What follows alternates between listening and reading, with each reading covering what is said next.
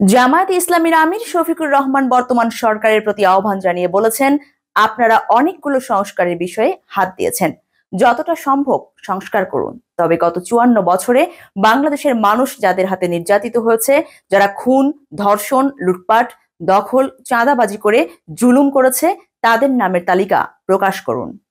জনগণ তাদের চিনুক, কারণ নিরপেক্ষ সরকার এটা করতে পারে, দলীয় সরকার হয়তো এটা করবে না। বেলা 11:30টার দিকে দিনাজপুর গোড়ে শহীদ বড় ময়দানে জামাত ইসলামীর কর্মী সম্মেলন অনুষ্ঠানে প্রধান অতিথির বক্তব্যে শফিকুর রহমান এইসব কথা বলেন। এতে সভাপতিত্ব করেন দিনাজপুর জেলা জামায়াতের আমির অধ্যক্ষ আনিসুর রহমান।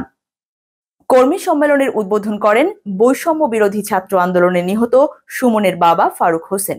অন্যান্যদের মধ্যে বক্তব্য দেন জামাত ইসলামীর কেন্দ্রীয় সহকারী সেক্রেটারি জেনারেল আব্দুল হালিম, কেন্দ্রীয় কর্মপরিষদের সদস্য মমতাজ উদ্দিন, মাহবুবুর রহমান, কেন্দ্রীয় মজলিসে শুরার সদস্য দেলোয়ার হোসেন, আনোয়ারুল ইসলাম, আফতাবউদ্দিন মোল্লা সহ অনেকেই।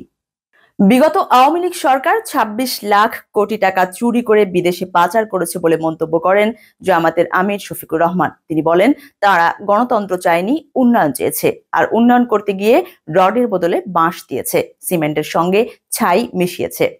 বাংলাদেশ থেকে ২৬ লাখ কোটি টাকা চুরি করে বিদেশে পাচার করেছে। যখনই তাদের এসব অন্যায় দেখেছি, আমরা তার প্রতিবাদ করেছি। আমরা বুঝতাম প্রতিবাদ করতে গিয়ে আমাদের কেউ কেউ গ্রেফতার হবেন, মারা যাবেন, গুম হতে পারেন, গুলি করে পঙ্গু বানিয়ে ফেলতে পারে, মামলা দিয়ে জেলে দিতে পারে। এরপরও শুধুমাত্র আল্লাহকে পরোয়া করেছি, এইসবকে আমরা পরোয়া করি নাই।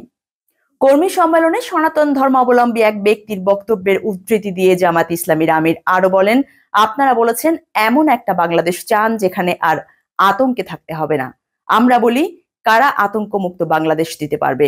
সেই দলটাকে খুঁজে বের করুন, যারা এই ৫৪ বছর আপনাদের জমিজমা অবৈধভাবে দখল করে নাই, সম্পদ লুট করে নাই, ইজ্জতের উপরে হাত দেয় নাই।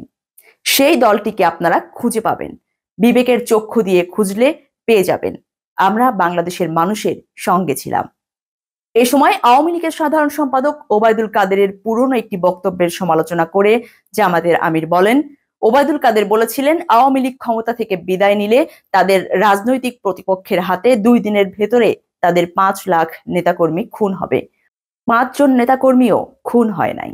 তাদের হাতে মানুষের রক্তের দাগ থাকতে পারে, চোখ খুনের নেশায় সবসময় মাতাল হতে পারে, কিন্তু বাংলাদেশের জনগণ তাদের মতো নয়।